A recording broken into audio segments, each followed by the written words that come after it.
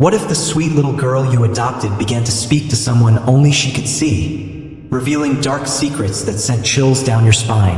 At first, it seems like a harmless imagination, but as her invisible friend's demands grow sinister, you find yourself questioning not only her innocence but your very reality.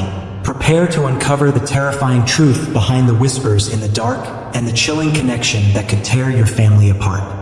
It all started on a bright Saturday morning when we decided to finally take the plunge into parenthood by adopting a child. My partner, Sarah, and I had been yearning for a little one to fill our home with laughter and chaos. The adoption agency presented us with a range of profiles, but one little girl, with her wide brown eyes and shy smile, captivated us instantly. Her name was Lily. From the moment she entered our lives, it felt as though she had always belonged in our family.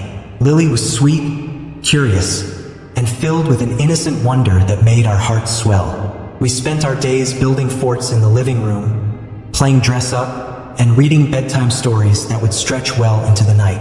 Life was blissful, but the tranquility of those early days was only a mask that would soon slip away. It wasn't long before I began to notice odd behaviors in Lily. At first, they seemed harmless. She would giggle and talk to what she called her friend. I brushed it off as a typical childhood phase, convinced that every kid had an imaginary companion at some point. But there was something unsettling about how often she mentioned her friend and the intense focus in her eyes when she spoke about him.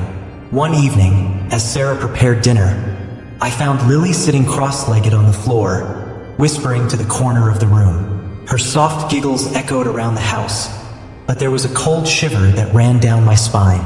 "Lily, who are you talking to?" I asked, trying to mask my unease. She turned to me, her expression uncharacteristically serious. "It's my friend, Daddy. He's helping me." I frowned, wondering what kind of help a child might need from an imaginary friend. "What does he want you to help with?"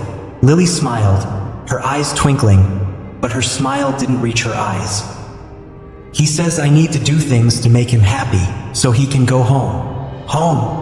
I repeated, trying to understand. "Where is home?" Lily shrugged, and her gaze shifted back to the empty corner, where her friend supposedly lingered. The hairs on the back of my neck prickled, and I dismissed the feeling, telling myself that children often spoke in riddles and fantasies. As the days passed, Lily's conversations with her friend grew more frequent, but so did her peculiar behaviors. She began to withdraw from us, her laughter replaced with a distant expression. It was as if she were a puppet, dancing to the whims of an unseen master. One night, after tucking her into bed, I heard muffled cries coming from her room. Sarah and I exchanged worried glances and rushed in. There, Lily sat up in bed, tears streaming down her face. "Lily, what's wrong?" I asked, sitting beside her. "I can't make him stop," she sobbed, clinging to her stuffed bear as if it were a lifeline. "Who, sweetie? Who won't stop?" Her tiny finger pointed to the corner of the room, and I felt a chill wash over me. "He wants me to do bad things. He says I have to or he'll be stuck here forever." Sarah's hand tightened around my arm, her expression pale. "What kind of bad things, honey?" "He wants me to hurt things, to let them go to sleep." A knot formed in my stomach, twisting tighter with every word. The innocence in Lily's voice was replaced by something darker, and I suddenly felt trapped in a nightmare I couldn't wake up from.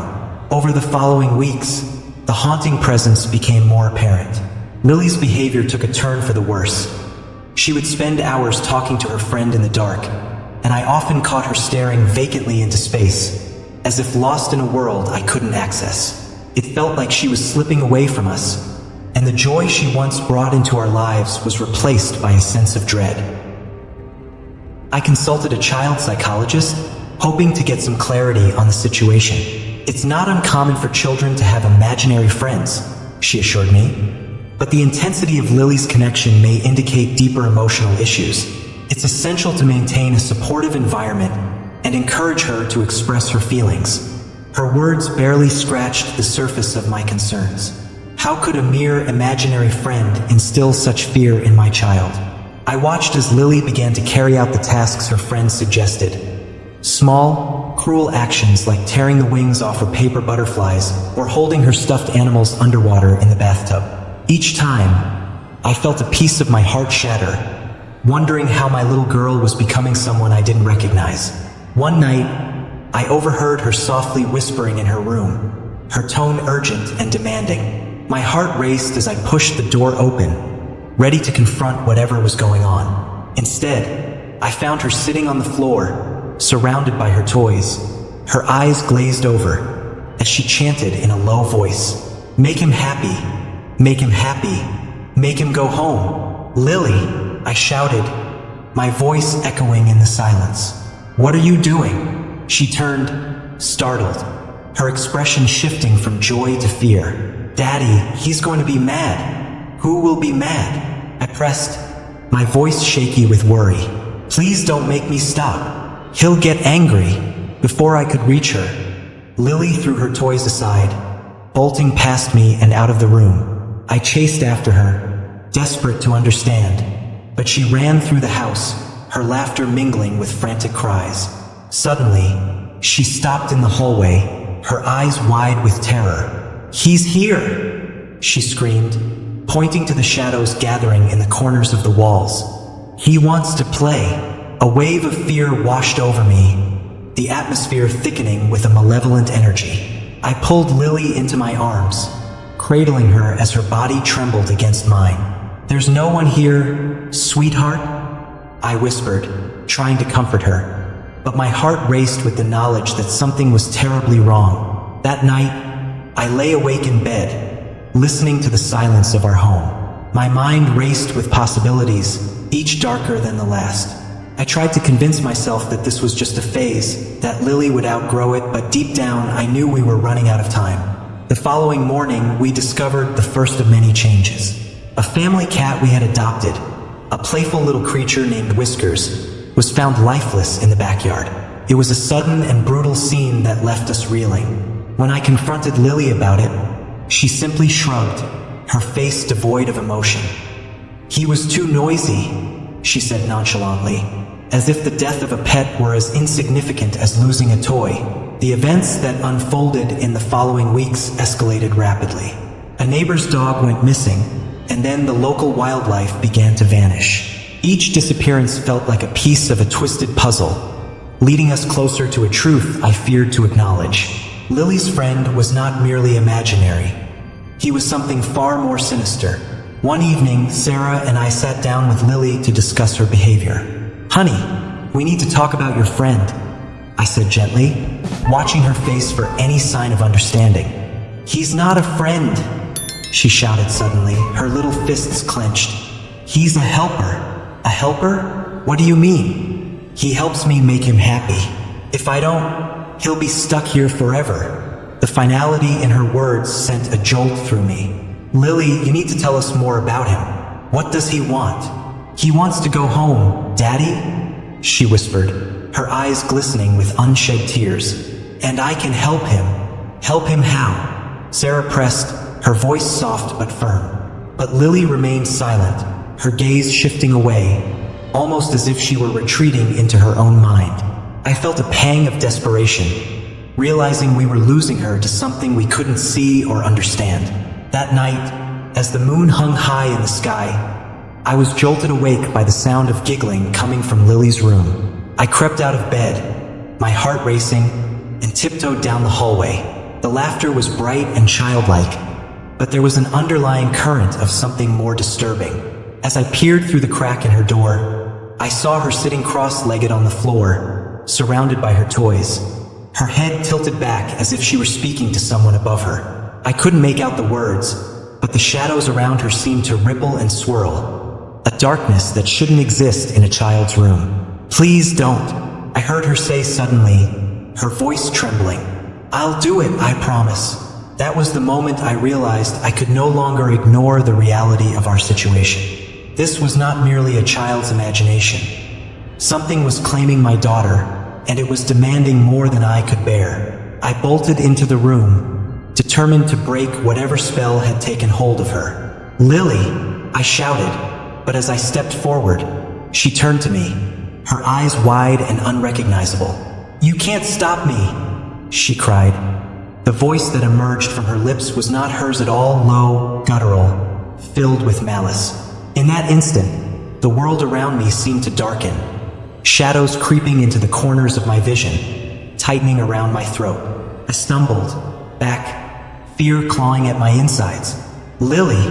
I screamed, reaching for her, but she shrieked, and a wave of cold energy radiated from her, pushing me away. "Leave her alone!" I heard Sarah shout from the doorway, her presence grounding me. Together, we stood against whatever darkness had seeped into our home, fighting to reclaim our daughter. "Lily, you're stronger than this," Sarah pleaded, her voice breaking through the chaos. "Come back to us." For a fleeting moment, I saw a flicker of recognition in Lily's eyes. The shadows wavered, and I rushed forward, grabbing her hands. "You're not alone, Lily. We're here." The darkness seemed to shudder, and in a final surge of desperation, we embraced her tightly.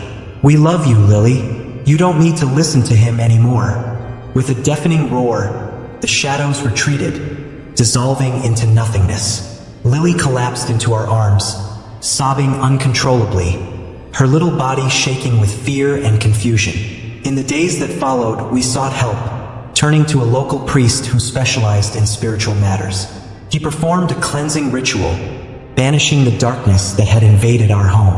It was a long, grueling process, and there were moments when I doubted whether we could ever reclaim our daughter from the depths of despair. But gradually, Lily began to heal. Her laughter returned, though it was tinged with a wariness that would linger for years. The memories of her invisible friend faded, but the shadows of that experience never truly vanished. As I look back on that harrowing time, I am left with a profound understanding of the fragility of innocence. The darkness that had once threatened to consume our family served as a reminder of how easily the line between reality and imagination can blur. And so, I urge you, if you ever find yourself in the depths of a shadowy mystery, do not ignore the signs. Hold on to your loved ones tightly, for you never know what darkness may be lurking just beyond your sight. If you found this story chilling and want to delve deeper into the world of horror, don't forget to subscribe to Disturbing Stories, share this video with your friends, hit the like button, and activate the notification bell. Join us as we continue to explore the terrifying tales that lurk in the shadows.